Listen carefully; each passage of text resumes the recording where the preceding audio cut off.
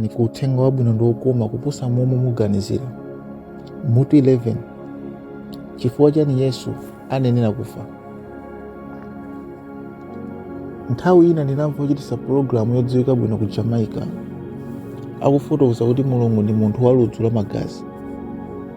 Chifukwa chimene anafikira pa mfundo imeneyi chinali chakuti sanamvetse chifukwa chimene Mulungu anafunira imfa chifukwa cha cholakwa chaching'ono kwambiri, ndiponso chifukwa chimene iye ayenera kukhala usasintha m'chifuniro chake chakuti njira yokhayo imene iye azatikhululukira ndiyo ngati mwana wake amene akanafa m'malo mwake. Mmene anafotokozera chinali chifundo cha Mulungu chakubwezera chimene chinapangisa kukhala kufunikira kwa ochimwa kufa. Ndipo ngati ichi chinayenera kupewedwa, pamenepo chinthu chokha chimene Mulungu akanachivomereza chinali chakuti mwana wake yemwe ayenera kuperekedwa nsembe m'malo mwake.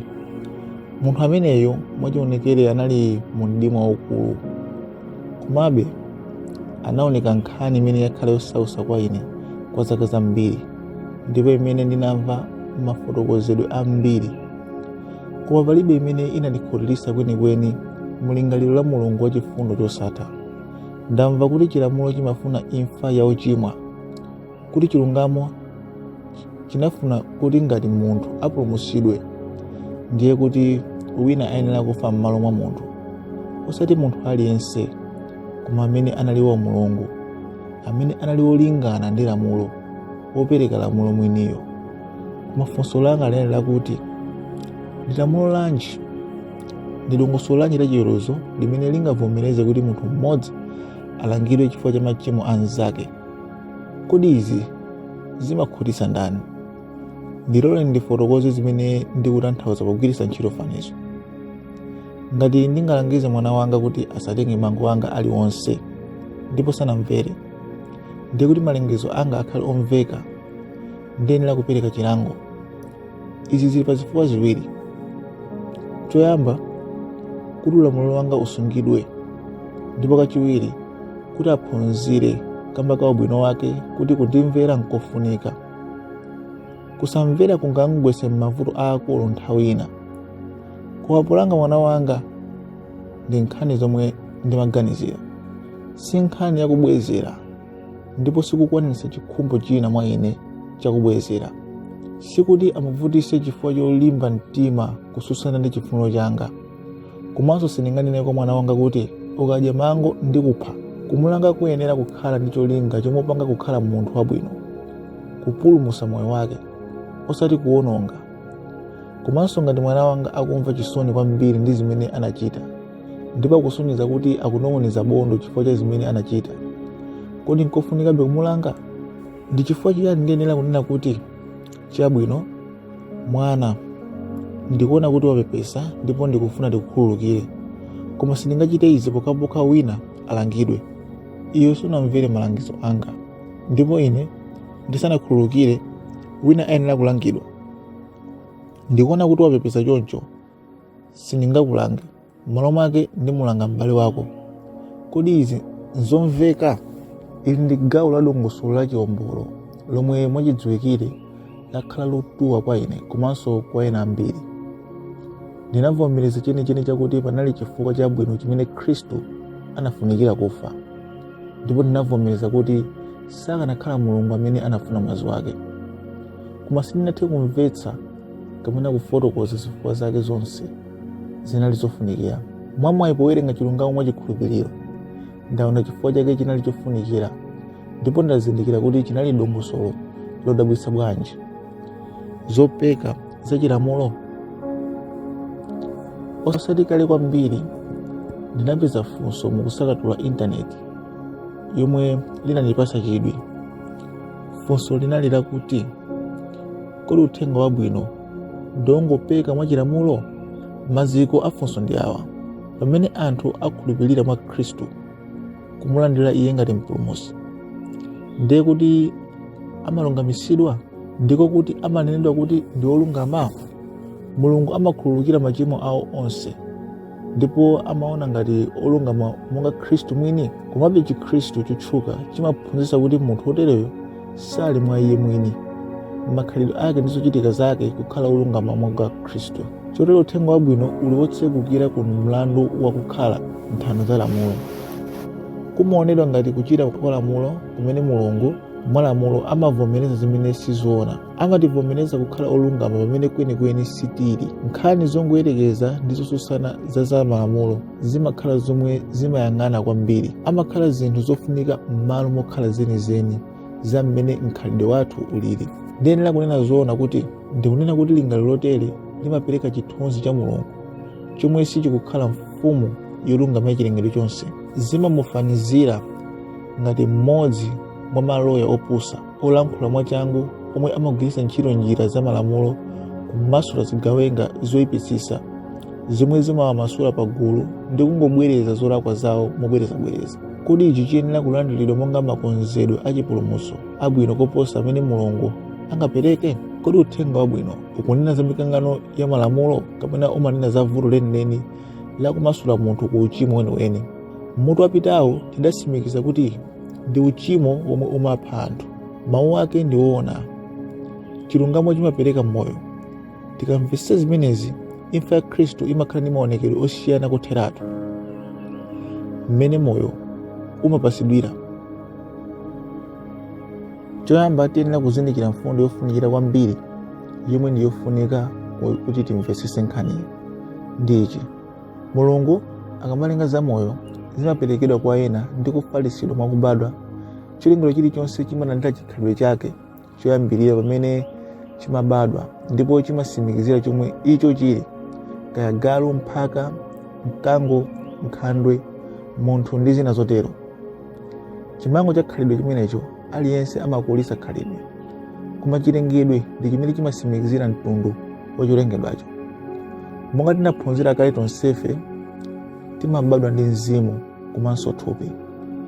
Onse amene amachokera ku fuko la Adamu amabadwa ndi thupi lofowoka lakufa, thupi la uchimo, ndi mzimu wachithupithupi wa ukapolo wochimo wosalungama, maganizo a thupi. Izi ndi zomwe timalandira pakubadwa, ndipo palibe zipangizo za amuna a sayansi za chipatala, psychology, maphunziro, resocialization, chipembedzo ndi zina zotero zomwe zingasinthe chikhalidwe ichi. Mwakuthupi kapena mwauzimu, ngakhale kuti munthu akhoza kugonjetsa kapena kubisa zina mwa maonekedwe ake, chilengedwe chimafalikira ndi kubadwa kokha. Munthu amabadwa ndi chikhalidwe chimene mwauzimu ndi chakufa. Baibulo limafotokoza kuti iye anali wakufa m'machimo, Efeso 2:1-5. Iye amabadwa ndi thupi lomwe ndi lokufa. Ngati adzathawa mphamvu ya imfa yowirikiza yakuthupi ndi yauzimu imene ikugwira ntchito mwa iye, ndiye kuti munthu ayenera kubadwanso mwatsopano. Chifukwa chilengedwe chimafalikira ndi kubadwa kokha, sichingapezeke poyesa kukhala ngati munthu wina. Gwero latsopano la moyo. Koma tizikumbukira kuti pamene kubadwa kumachitika pamakhala magwero oyambirira a moyo. Nthawi zonse pali kholo limene limapatsilana moyo. Ngati pakanati pasakhale kukonse kubadwa kwatsopano kwa munthu, ngati iye akanati alandire moyo watsopano ndi chikhalidwe chatsopano, ndiye panayenera kukhala gwero lapachiyambi. Panayenera kukhala kholo limene moyo watsopanowu unalimo, ndiponso mikhalidwe yonse yofunika ya moyo watsopanowu ndi chikhalidwe chatsopano zinayenera kukhala mbali ya moyo woyambirira. Anayenera kukhala gawo loyamba la moyo wa kholo asanapatsidwe kwa ana. Kodi nchiyani chimene Mulungu anafuna kuti achitire munthu? Anafuna kumpatsa moyo umene uchimo unali utagonjetsedwa ndi kuwonongedwa, moyo umene chilengedwe chinatembenukira kwa Mulungu ndi chilungamo chake mwachibadwa, monga duwa linatembenuzira kuzuwa.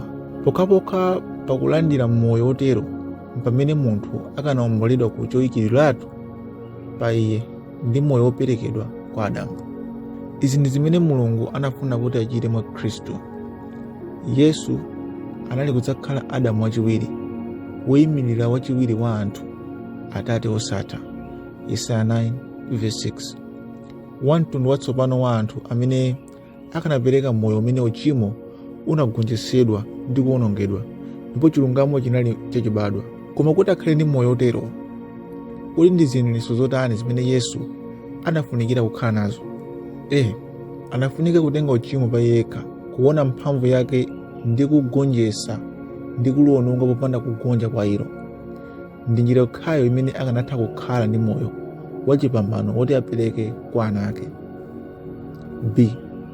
Anafunika kukhala wa Mulungu amene anali mu chikhalidwe chake wolingana ndi lamulo, amene anali chenicheni cha lamulo la moyo. Ngelo akanatha kupereka malangizo okhuza kumvera lamulolo, ndipo akanathanso kutipasa chitsanzo. Koma wopereka malamulo yekhayo, yemwe ndi lamulo la moyo, ndi amene akanapereka chikhalidwe chimene mfundo zozama za lamulolo zimamangidwamo.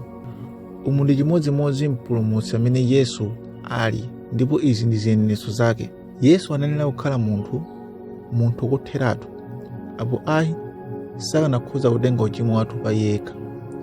Iye sakanakhoza kutenga matenda athu kuti awononge iwo. Komabe pa nthawi imodzimodziyo chipulumutso sichikanachokera kwa mmodzi yemwe anali kokha mwana wa Adamu. Mwa lamulo lacholowa zonse zimene Adamu anakhoza kupasira mbadwa zake zinali uchimo ndi imfa. Ngati Yesu akanakhala mwana wa Adamu, basi ndiye kuti akanatha kupasira. Kuti apereke moyo, anayenera kukhala ochokera m'dziko lino. Anayenera kukhala wa mtundu wina kuti athe kubweretsa chinthu chatsopano mu munthu. Kuposa izi, Yesu adayenera kukhala wa Mulungu kwathunthu. Pokhala umulungu wolingana ndi Mulungu, akanatha kupereka moyo wa chilungamo cha ngwiro, umodzi umene sunali ogwirizana ndi malamulo okha, koma umene unali mwa iwo okha mwachibadwa wa ngwiro wolungama ndi woyera, kupangidwa kukhala tchimo. Mulungu amatiwuza kuti pakuti amene sanadziwa uchimo anamupanga iye kukhala uchimo m'malo mwathu, kuti ife tikhale chilungamo cha Mulungu mwa iye. 2 Korinto 5:21. Taonani zomwe mawu a Mulungu akunena. Izi ndi zamphamvu kwambiri kuposa kunena kuti Yesu adafera machimo athu. Iwo amati iye anapangidwa kuti akhale tchimo. Kodi zimenezi zinali zotheka bwanji kwa munthu wopanda uchimo? Kodi iye anapangidwa bwanji kuchimwa? Zingakhale bwanji monga momwe Petro akunenera, amene anasenza machimo athu m'thupi lake pa mtengo. 1 Petro 2:24. Chifukwa sindinamvetsetse bwino chikhalidwe chenicheni cha uchimo, nthawi zonse sindinamvetsetse izi. Ena akhulupirira kuti iye anasenza machimo athu ndipo anapangidwa uchimo chifukwa chakuti iye anabwera ndi thupi lofowoka la umunthu, ndipo anali ndi zofowoka za thupi lofanana ndi anthu onse. Ena chifukwa amayika uchimo kukhala olakwa, amaganiza kuti iye anasenza machimo athu chifukwa cholakwa chilichonse chimene chinachitidwa mbiri ya anthu chinasonkhanitsidwa mwachinsinsi pamodzi ndi kuunjikiridwa pa Khristu. Komabe tikakhala ndi chidziwitso choyenera cha chimene uchimo ulidi, mwadzidzidzi timamvetsetsa zimene zinachitika pamene Yesu anakhala uchimo m'malo mwathu. Mwadzidzidzi zimamveka bwino. Tikuona choonadi chodabwitsa chomwe chili nthawi yomweyo, choyipa komabe chodabwitsa. Muzu wa uchimo wonse ndi kusakhulupirira, kumabweretsa kulekana ndi Mulungu. Mwa munthu aliyense amene adakumanapo ndi kulekanitsidwa kumeneko, kaya ndi Lucifera ndi angelo ogwa kapena Adamu, Hava ndi mbadwa zawo, kulekanitsidwa kumeneko muzochitika zonse kwachititsa kuti uchimo uonekere, ndiko kuti ndimukuchita ntchito za uchimo.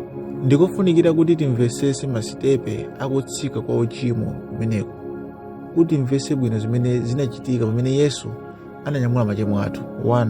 Choyamba pali kusakhulupirira, kusafuna kukhulupirira Mulungu. 2.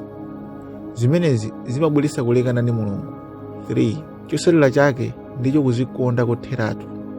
4. Chosalira chachibadwidwe ndi chosapeweka ndi kuchita zochita za uchimo. Chilichonse mwa magawo amenewa chimatchedwa uchimo, chifukwa chakuti zonse ndi zolumikizana ndi chilichonse kukhala choyambitsa kapena chosalira cha chinzake. Chikhulupiriro chomwe anthu ambiri amachikhulupirira ndi chakuti Yesu anatenga gawo lomaliza mwa magawo awa auchimo, zochita za uchimo, pamene anasenza machimo athu.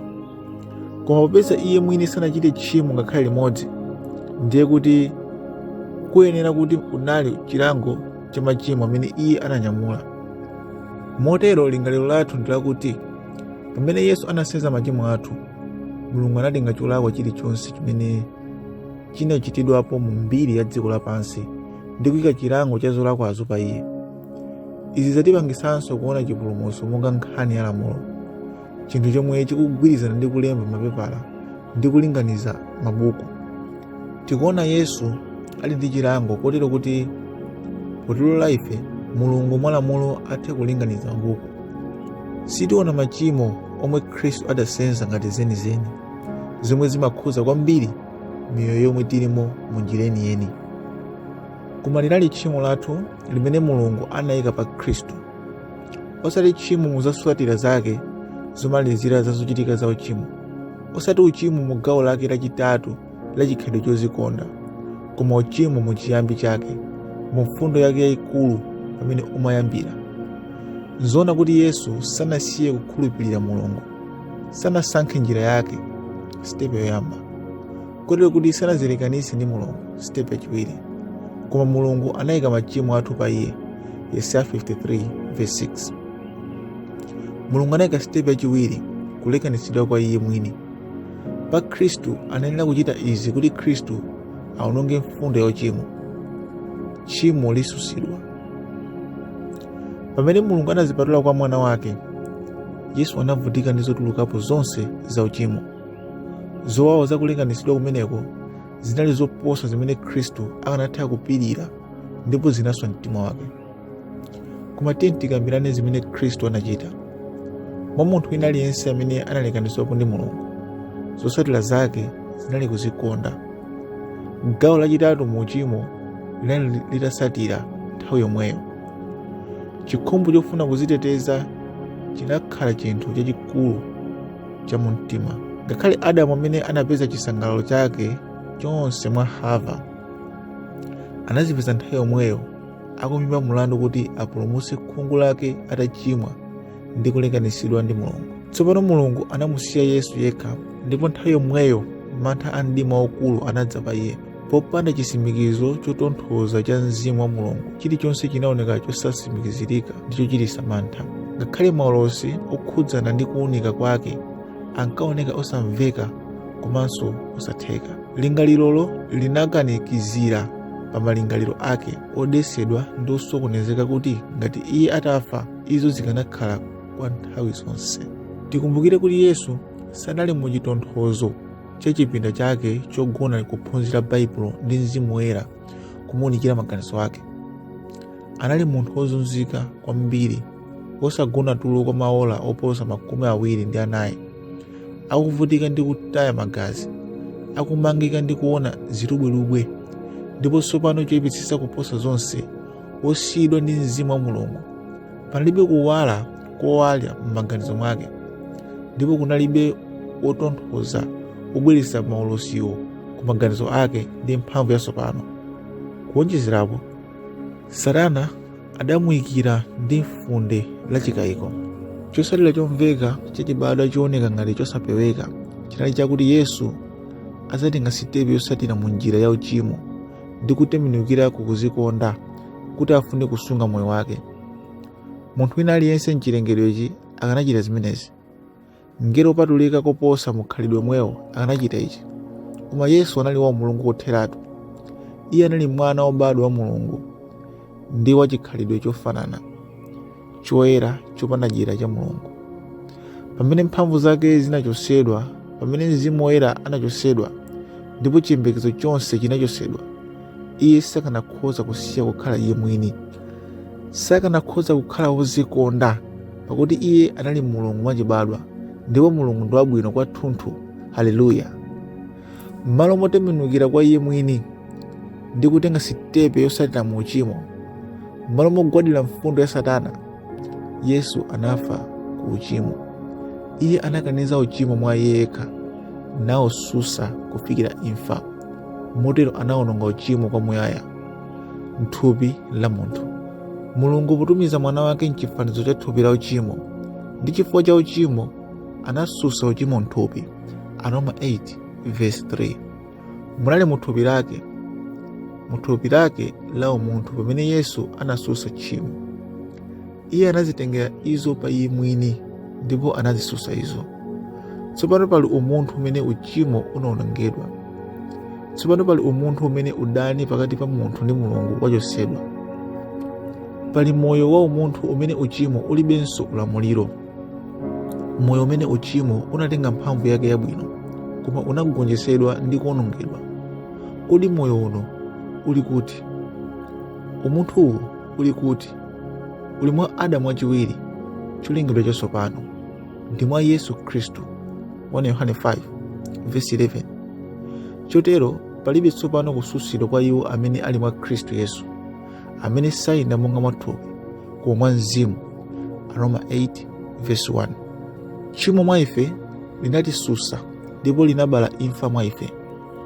Kupatukana ndi Mulungu kunabala makhalidwe ozikonda ndi zochita zozikonda. Koma Yesu anatenga chisuso ichi pa yekha. Iye anasenza temberero mu thupi lake lomwe. Agalatiya 3:13. Ndipo pamenepo anawononga chisuso ichi. Uni moyo umene Yesu tsopano akupereka kwa onse amene akhulupirira. Moyo umene kulekana ndi Mulungu, kudzikonda, ntchito zozikonda zonse zathetsedwa. Ndipo ichi ndi chifukwa Yesu anayenera kufa.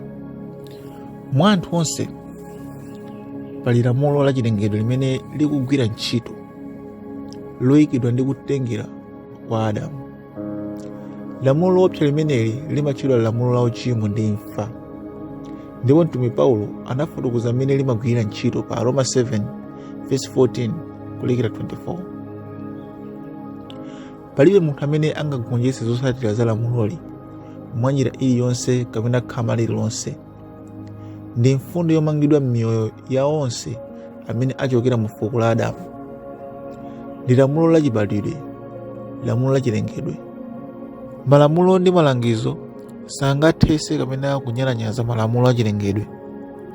Choncho malamulo 10, lamulo la Mulungu lofotokozedwa m'chiweruzo, ngosathandiza kuthetsa vutolo. Lamulo la chiweruzo si yankho lenileni, chifukwa lamulo la chiweruzo ndi lofowoka mwathupi. Aroma 8:2. Lamulo lalikulu kuposa la chiweruzo likugwira ntchito m'thupi, ndipo lamulo la chiweruzo silingagonjetse zimenezo. Zingakhale monga ine ndikulamulira munthu, ukalumpha mlengalenga simudzagwanso pansi. Malamulo anga onse adzakhala opanda pake. Iwo sakanatha kugwetsa lamulo la chilengedwe la mphamvu yokoka. Musasamala kanthu kuti ndinachonderera kapena kuopseza mochuluka chotani, kapena mulimba mtima bwanji, munthu ameneyi anayesa. Ngati lamulo la chilengedwe liyenera kugonjetsedwa, lamulo la chilengedwe lapamwamba liyenera kukhazikitsidwa kuti lisuse lamulo lakale. Mphamvu yokoka ndi lamulo la chilengedwe limene limafuna kuti zinthu zonse zikhale zomangika pa dziko lapansi.